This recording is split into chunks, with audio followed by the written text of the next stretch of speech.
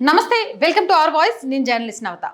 కేంద్ర హోంమంత్రి అమిత్ షాకు సంబంధించిన వీడియో సోషల్ మీడియా వేదికగా వైరల్ అవుతున్న నేపథ్యంలో తెలంగాణ ముఖ్యమంత్రి కాంగ్రెస్ నేత రేవంత్ రెడ్డికి ఢిల్లీ పోలీసులు సోమవారం సమన్లు జారీ చేశారు.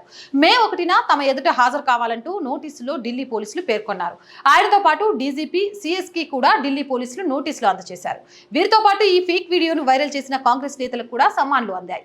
రేవంత్ రెడ్డి ఉపయోగించిన అన్ని ఎలక్ట్రానిక్ గ్యాడ్జెట్లను కూడా తీసుకురావాలని ఈ సందర్భంగా ఢిల్లీ పోలీసులు కోరారు. అమిత్ షాకు సంబంధించిన ఈ ఫేక్ వీడియోను తెలంగాణ కాంగ్రెస్ ఎక్స్ హ్యాండిల్ చేసి షేర్ చేసింది. ఆ తర్వాత చాలా మంది పార్టీ నాయకులు ఈ వీడియోను రీపోస్ట్ చేశారు. దీనిపై బీజేపీ మరియు హోం మంత్రిత్వ శాఖ ఫిర్యాదులతో ఢిల్లీ పోలీసులు కేసు నమోదు చేశారు. ఈ వీడియోలో ఎస్సీ, ఎస్టీ, ఓబీసీ రిజర్వేషన్లను ఆ కోటాను రద్దు చేయాలని అమిత్ షా చెప్పినట్లు మార్పింగ్ చేశారు.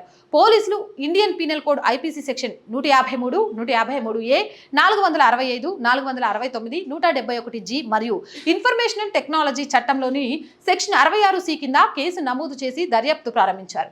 వీడియోను అప్లోడ్ చేసిన మరియు షేర్ చేసిన ఖాతాల సమాచారాన్ని కోరుతూ పోలీసులు ఎక్స్, ఫేస్బుక్ కి నోటీసులు పంపారు.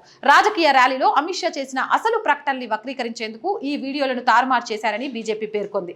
అసలు ఆయన మతం ఆధారంగా రిజర్వేషన్లు ఇవ్వడం గురించి మాట్లాడారని బీజేపీ అధికార ప్రతినిధి అమిత్ మాల్వియా తెలిపారు. ఈ క్రమంలో సోషల్ మీడియాలో వైరల్ అవుతున్న అమిత్ షా ఫేక్ వీడియోలపై ప్రధానమంత్రి నరేంద్ర మోదీ కూడా స్పందించారు. ఈ ఇష్యూపై ఇవాళ ఆయన మాట్లాడుతూ ఫేక్ వీడియోలు సృష్టించే వాళ్లకు తగిన గుణపాఠం చెబుతామంటూ గట్టిగా హెచ్చరికలు జారీ చేశారు. అంతేకాకుండా ఇలాంటి వారిపై చట్టపరమైన చర్యలు తీసుకుంటామని హెచ్చరికలు పంపారు. ఓడిపోతామని భయపడే వారే ఇలాంటి ఫేక్ వీడియోలు రూపొందిస్తారని విపక్షాలపై ఆగ్రహం వ్యక్తం చేశారు. ఏదేమైనా కానీ కాంగ్రెస్ ఏమో ఇప్పుడు 15 రోజుల దాకా మాకు టైం కావాలని అడుగుతోంది. మరి 15 రోజుల టైం ఎందుకు? తప్పు చేయనప్పుడు వెంటనే వెళ్ళొచ్చు కదా అనేది బీజేపీ నేతల వాదన. చట్టపరంగానే దీన్ని ఎదుర్కొంటామని చెప్తోంది. కానీ ఇలాంటి ప్రయత్నాలు చేస్తున్న ఏ పార్టీని కూడా ప్రజలు విశ్వసించకూడదు. ఒకవేళ కనుక ఇది నిజమైతే ఆనాటి బీఆర్ఎస్ పార్టీకి ఇప్పటి కాంగ్రెస్ పార్టీకి తేడా లేదు. వాళ్ళు ఫోన్ ట్యాపింగ్ చేశారు, వీళ్ళు వీడియోలు మార్పింగ్ చేశారు, అంతే తేడా.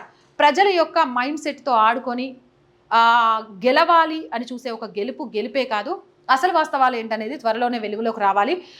తప్పు చేసిన వారికి ఖచ్చితంగా శిక్ష పడాలి అని మనందరం కూడా కోరుకుందాం. ఇలాంటి మోర్ వీడియోస్ కోసం మన ఛానల్ని వెంటనే సబ్స్క్రైబ్ చేయండి. ఈ వీడియో నచ్చితే లైక్ చేయండి, షేర్ చేయండి, సబ్స్క్రైబ్ చేయడం మర్చిపోకండి అండ్ సపోర్ట్ చేయండి. సపోర్ట్ చేయాలి అనుకునే వాళ్ళు సబ్స్క్రిప్షన్ పక్కనే జాయిన్ అనే ఆప్షన్ కనిపిస్తుంది. 1 to 5 లెవెల్స్ ఉంటాయి అండ్ స్క్రీన్ మీద గూగుల్ పే, ఫోన్పేతో పాటు అకౌంట్ డీటెయిల్స్ కూడా ఉంటాయి.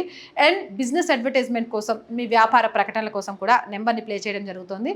ఎవరైనా వ్యాపార ప్రకటనలు ఇవ్వాలనుకుంటే కూడా సంప్రదించవచ్చు. మోర్ వీడియోస్ కోసం stay with us and subscribe our channel. Jai Bharat.